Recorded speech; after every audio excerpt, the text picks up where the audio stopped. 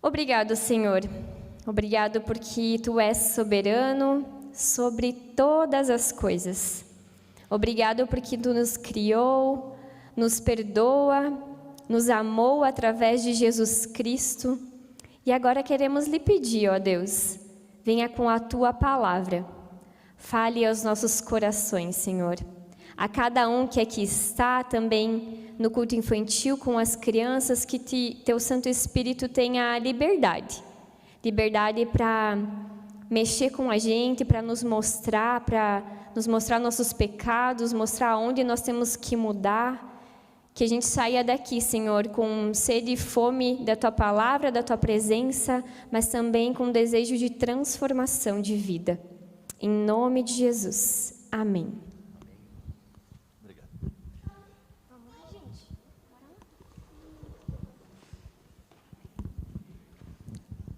Bem, se você está chegando hoje, não esteve domingo passado, a gente quer dar continuidade hoje a uma reflexão que iniciamos domingo passado e ainda está por ser concluída mais para frente.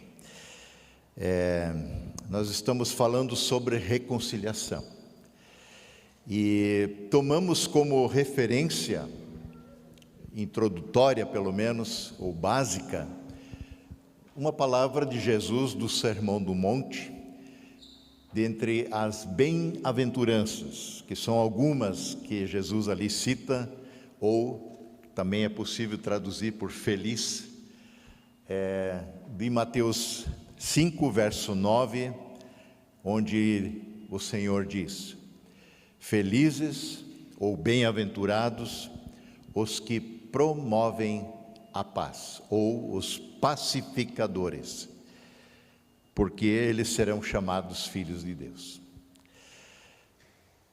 Falamos domingo passado, só para deixar isso bem claro, desde a queda, assim chamamos a queda lá no Jardim do Éden, o momento em que a criatura se rebela contra o seu Criador, o momento em que Adão e Eva desobedecem explicitamente uma ordem clara do Senhor, de que não deveriam tomar da árvore do conhecimento do bem e do mal, e eles o fazem. Então, desde a queda, quando há essa rebelião, uma desobediência explícita a uma ordem de Deus, nesse momento, de alguma forma, o conflito também se introduz nas relações humanas. Conflito, desentendimento, confusão, briga, violência, a própria morte.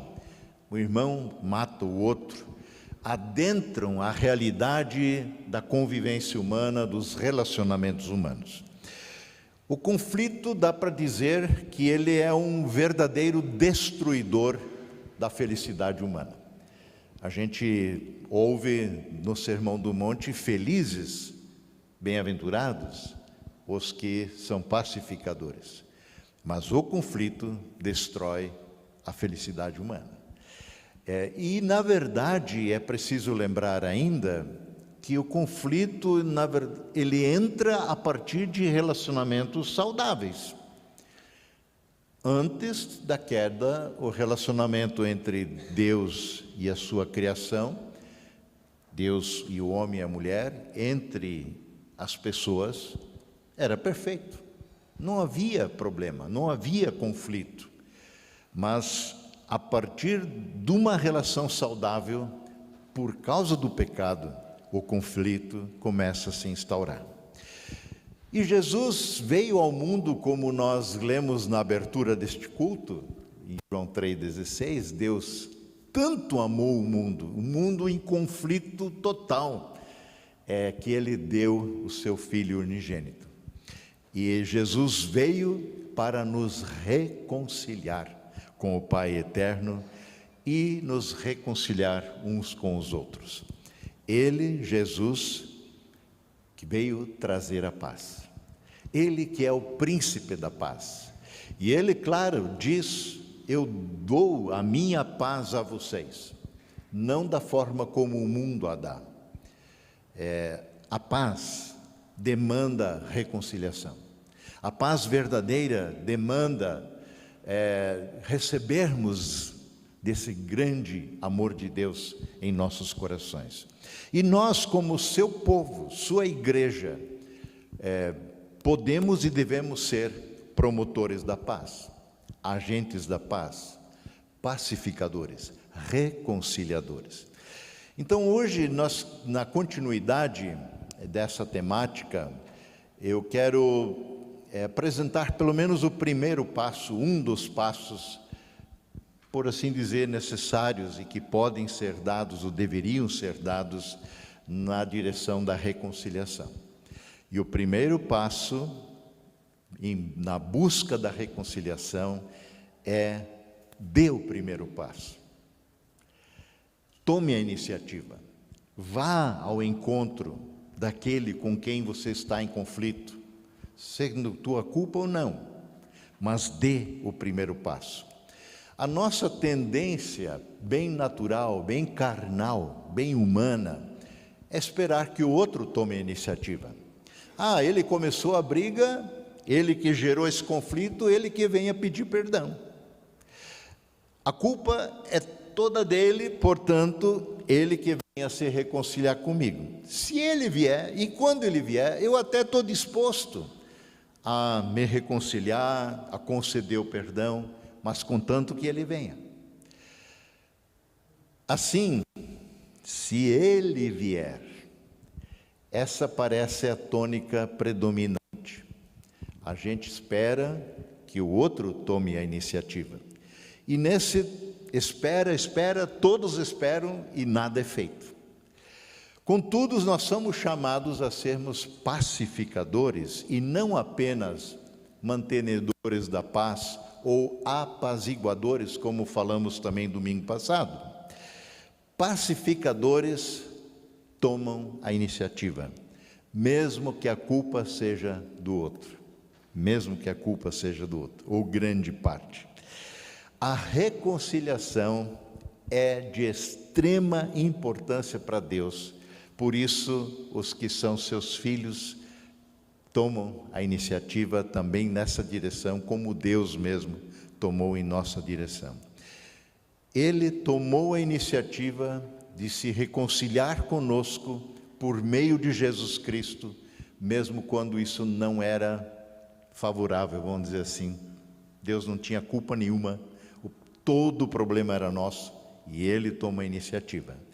2 Coríntios 5, versos 18 e 19, Paulo aborda esse tema e ele diz o seguinte: tudo isso provém de Deus, que nos reconciliou consigo mesmo por meio de Cristo e nos deu o ministério, o serviço da reconciliação.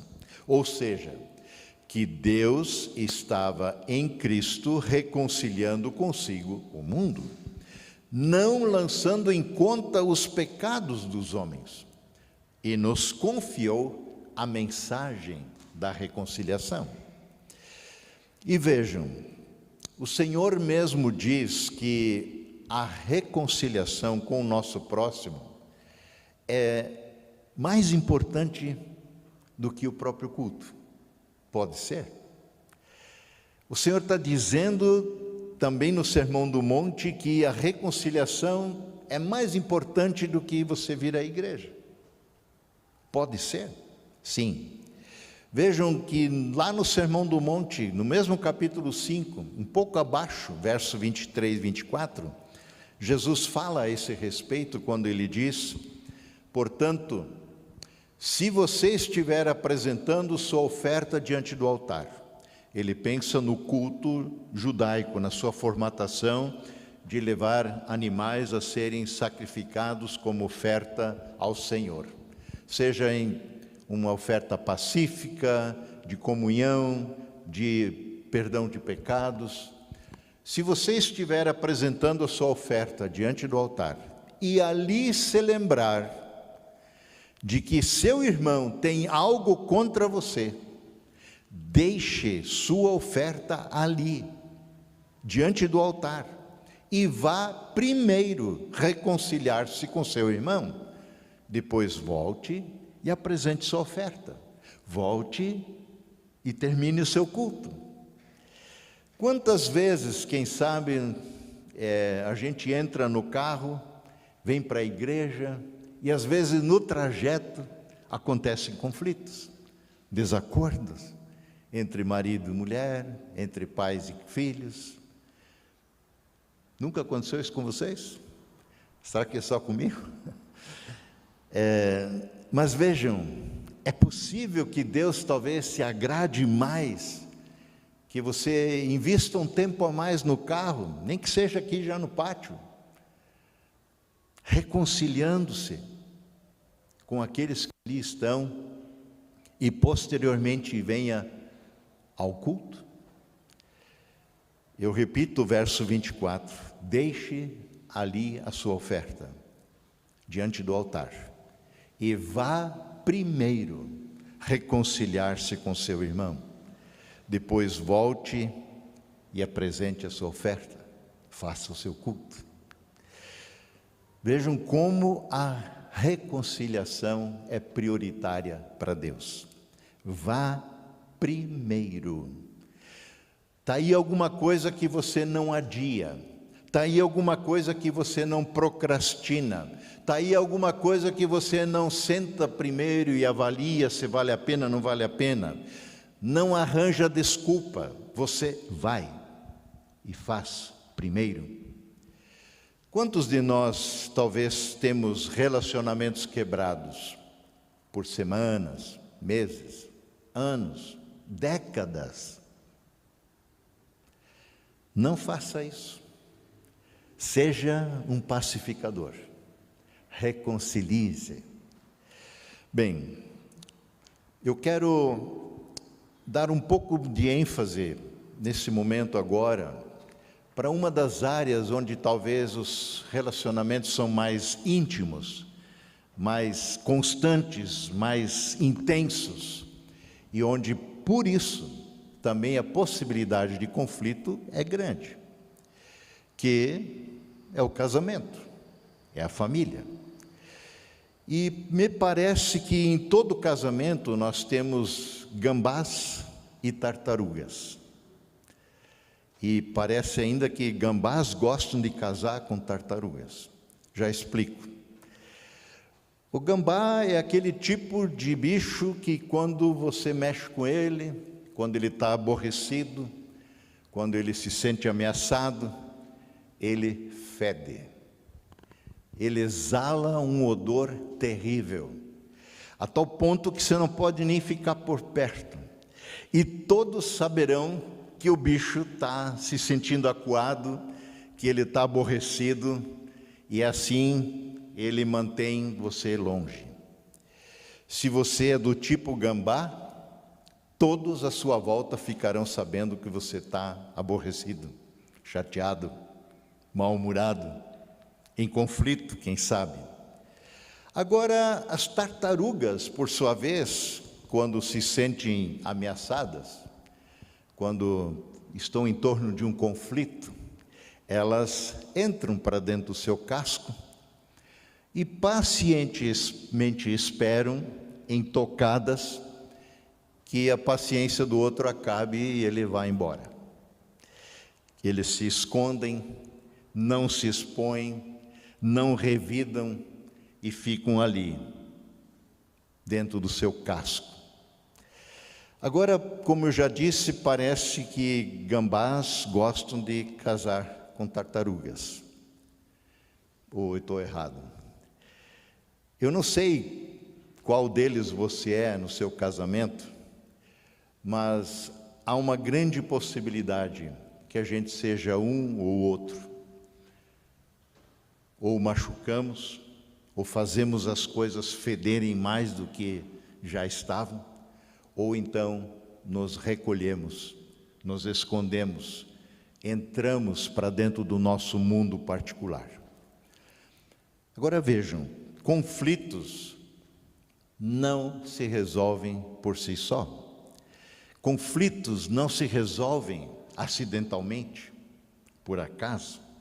Resolução de conflitos demanda intencionalidade. Resolução de conflitos demanda iniciativa, demanda uma atitude, proatividade. Provavelmente você já ouviu essa expressão, e a gente comentou isso domingo passado. O tempo cura todas as coisas. Não dá um tempo. Mentira. Mentira. Quem sente algo errado no seu corpo, no seu organismo, tem uma febre, e fica inerte, não faz nada, esperando que o tempo cure, está correndo um grande risco, porque dependendo do problema, o tempo não cura, e pelo contrário, as coisas podem piorar, e muito, e sua doença ser fatal. Conflitos não resolvidos, aguardando que o tempo os cure, pioram, e muito. Transformam-se em amargura, em ressentimento, ódio, violência, dureza de coração. Então, não tem jeito. A única maneira de resolvermos conflitos são encarando-os. Precisamos encará-los. Não tem como nos desviar, contornar, rodear. Precisamos encarar os nossos conflitos, resolvê-los, reconciliar-nos. Agora a pergunta é: o que faz com que a gente tantas vezes adie esse processo? O que faz com que a gente tantas vezes evite o processo da reconciliação ao máximo? A resposta, ao meu ver, é bem simples, e é uma só: o medo. O medo. Penso que o homem mais musculoso, antigamente chamava machão, forte, parrudo, bombado, autossuficiente, se apavora quando a mulher ou a esposa diz: querido, precisamos conversar. Precisamos conversar. Foi mais ou menos isso que Deus falou para Adão lá no Éden: Adão, cadê você? Precisamos conversar. Tem um conflito aqui, tem um problema grave acontecendo aqui. Em Gênesis 3, onde essa história está narrada, verso 8 e seguintes, ali nos mostra que quando soprava a brisa da tarde, o entardecer, o homem e a mulher ouviram o Senhor Deus caminhando pelo jardim, como sempre acontecia. Ao invés de ir ao encontro do Senhor, ao invés de ter uma oportunidade de comunhão, de ir lá abraçar o seu Deus, eles se esconderam entre as árvores. Dessa vez foi diferente. E aí o Senhor Deus chamou o homem e perguntou: Adão, cadê você? Precisamos conversar. E ele respondeu: Senhor, eu ouvi que tu estavas andando pelo jardim e me escondi. Tive medo. Tive medo porque eu estava nu. Claro, ele sabia da sua culpa. A gente acha que muitas vezes na resolução do conflito, ainda vamos falar disso mais para frente, a gente precisa esfregar a culpa do outro bem lavadamente na cara, para o cara saber o que ele fez, saber o quanto ele me machucou e ele tomar consciência da dor que me causou. Geralmente, o outro sabe também da sua culpa, como é o caso aqui. Adão e Eva sabiam o que tinham feito, sabiam que o erro estava com eles, que o pecado eles cometeram. Nós temos medo, como Adão e Eva tiveram, de que a nossa nudez seja exposta, porque ela traz à luz o nosso problema. É o que não desejamos. Assim seguimos vivendo como tartarugas e gambás, fedendo tudo à nossa volta, machucando para manter as pessoas longe, nos escondendo, nos intocando para que ninguém toque no assunto. Temos medo da reconciliação, porque a reconciliação traz à luz o pecado, desnuda a nossa alma. E temos medo da vulnerabilidade que a nudez da alma também nos provoca, e nos escondemos. Temos medo de falar dos nossos sentimentos honestamente, verdadeiramente. E isso nos torna, por sua vez, defensivos, distantes, exigentes, cobradores. Se entramos numa relação com medo, normalmente nós nos tornamos defensivos. Nossa preocupação será a autodefesa. Isso é natural. Você jogará a culpa de tudo sempre no outro. Ah, mas porque você também. Isso justifica o que eu fiz, o que eu disse. Você nega revisar a verdade. Você nega a perscrutar os fatos nas suas profundezas. Assim como Adão e Eva também o fizeram. Queremos nos esconder de Deus, da ação do Espírito Santo e dos outros. E isso certamente nos afasta dos outros. Ficamos distantes, nos escondemos, criamos muros. Hoje de manhã cantamos um hino, acho que não sei se está por aqui, é um hino bem tradicional da igreja, não foi escolhido por mim, e eu achei interessante como as coisas fecham, muitas vezes. Deus, teu amor é qual paisagem bela. Diz assim no verso 3, mas mesmo assim há muros entre os homens, que só por grades vão se entreolhar. Nossa prisão é o eu escravizado, feita das pedras do nosso temor. E aí começam as exigências, começam as demandas que colocamos sobre os outros. Quanto mais inseguros nós somos, mais nós procuraremos controlar as coisas, controlar a situação e controlar os outros. Então, de fato, o medo nos impede de aprofundarmos nossos relacionamentos, nos impede de nos aproximarmos do outro, nos impede de sermos honestos conosco mesmos e com o outro. Afinal, temos medo de sermos rejeitados, temos medo de sermos mal compreendidos e, sobretudo, temos medo de revelar a nossa nudez da alma, porque, quem sabe, posteriormente, o outro possa usar o que sabe a meu respeito contra mim e me expor mais ainda. Temos medo. Agora, onde vamos encontrar forças, coragem, para dar o primeiro passo, então, como estamos falando? Lembre-se, assim como nós esperamos que os outros venham primeiro se reconciliar conosco, a mesma expectativa está no outro, ele está esperando que a gente vá primeiro. Contudo, somos chamados como servos do Senhor Jesus, como aqueles que andam com o príncipe da paz, a sermos pacificadores.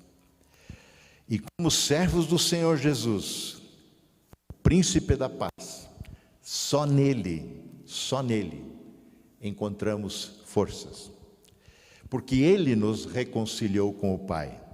Só no seu Santo Espírito há força, capacitação, porque Ele derrama o amor de Deus no nosso coração. E este grande Espírito Santo, como diz a Escritura, Ele é chamado de o grande ensinador, o Espírito da verdade, o conselheiro, o Paráclitos, aquele que veio para andar junto a gente, dentro da gente. Ele é o Espírito do amor de Deus. Paulo fala em Romanos 5,5 que o amor de Deus é derramado, não a conta-gotas, é derramado em nossos corações. E a palavra de Deus diz em 1 João 4, 17 a 20. Esperando a projeção, gostaria que vocês acompanhassem. A medida, lá nossas versões não vão coincidir, mas não faz mal. À medida que permanecemos em Deus, nosso amor se torna mais perfeito. Desta forma, o amor de Deus é aperfeiçoado, né? Na versão da NVI. Assim teremos a confiança no dia do julgamento, porque vivemos como Jesus viveu neste mundo. Permanecer em Deus, permanecer em Cristo. Jesus fala esse termo, permanecer, N vezes, naquela, vamos chamar assim, uma parábola, quando ele fala da videira e dos ramos. Vocês precisam permanecer em mim, porque sem mim vocês não podem fazer nada.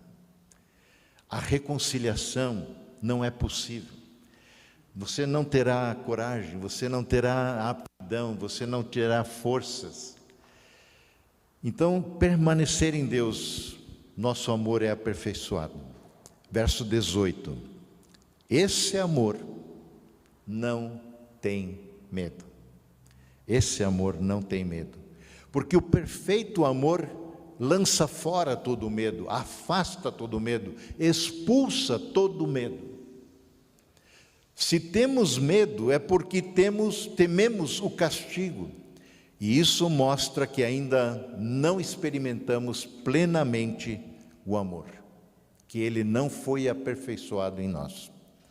Nós amamos porque ele nos amou primeiro.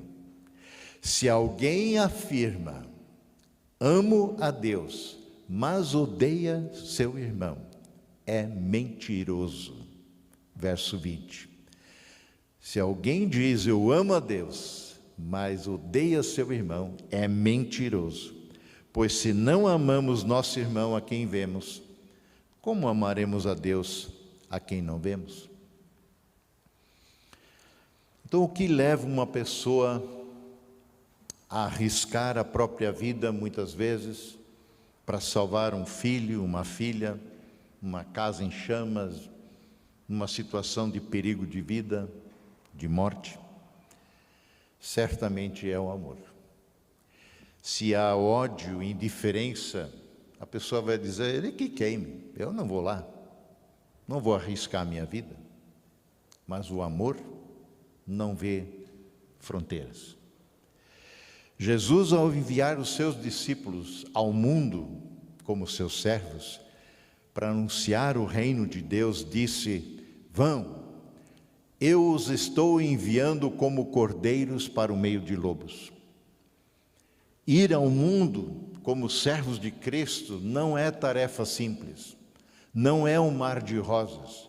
Nós vamos encontrar conflitos, nós vamos nos deparar com situações até mesmo perigosas. Agora, o que levou os discípulos a irem com a cara e a coragem em obediência a este envio do Mestre? Eles não vão por medo.